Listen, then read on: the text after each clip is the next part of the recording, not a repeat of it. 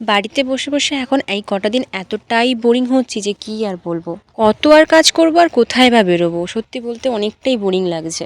আর গতকাল সন্ধ্যাবেলায় বাপি কিন্তু বাজার থেকে এক গাদা কড়াই শাক নিয়ে চলে এসেছিলো, মানে বাজারে যত শাক ছিল বোধহয় সবটাই নিয়ে চলে এসেছিলো। প্রথমে তো মাই সবগুলো কেটে নিচ্ছিল, কিন্তু এতটা শাক একার পক্ষে তো কাটা সম্ভব নয়, তাই মা আমাকে ডেকে নিয়েছিল আর আমি গিয়ে মাকে একটু হেল্প করে দিয়েছিলাম। আর শাক কাটার পরেও যেন টাইম কাটছিল না, তারপর বোন এদিকে ঝুড়ি ভাজা আর চকলেট এই সমস্ত কিছু বের করে ফেললো খাওয়ার জন্য। বসে বসে সেগুলোই খেয়ে নিচ্ছিলাম। আর এদিকে দেখো বাবু কিন্তু ঘুমিয়ে এক্কেবারে কাদা, সারা দিন বাইরে ঘুরে বেড়ায় আর সন্ধে হলেই ওর যত ঘুম। আর খাওয়া দাওয়া সেরে নিয়ে তারপর মুখের একটু যত্ন করতে বসলাম। এই ঠান্ডায় আমার সর্দি, একে সর্দি কাশি এসব হয়ে আছে, তা ঠান্ডার মধ্যে আমি মুখে এই সমস্ত মাখতে আরম্ভ করলাম। আর এদিকে তো বোন আমাকে মেরেই যাচ্ছে, কারণ কি একটা কথা নিয়ে আমরা দুজন কথা কাটাকাটি করছিলাম, তাই জন্য ও আমাকে কন্টিনিউ ওখানে মেরে যাচ্ছে। পাউডারটা যখন আমি মাখতে যাবো, এটা প্রত্যেকবারে আমি গোলাপ জল দিয়েই মাখি, কিন্তু গোলাপ জল দিতে গিয়ে দেখলাম গোলাপ জলটা একেবারে শেষ হয়ে গেছে, তাই জন্য আমি একটু অল্প জল দিয়ে এটাকে পেস্ট বানিয়ে ফেললাম।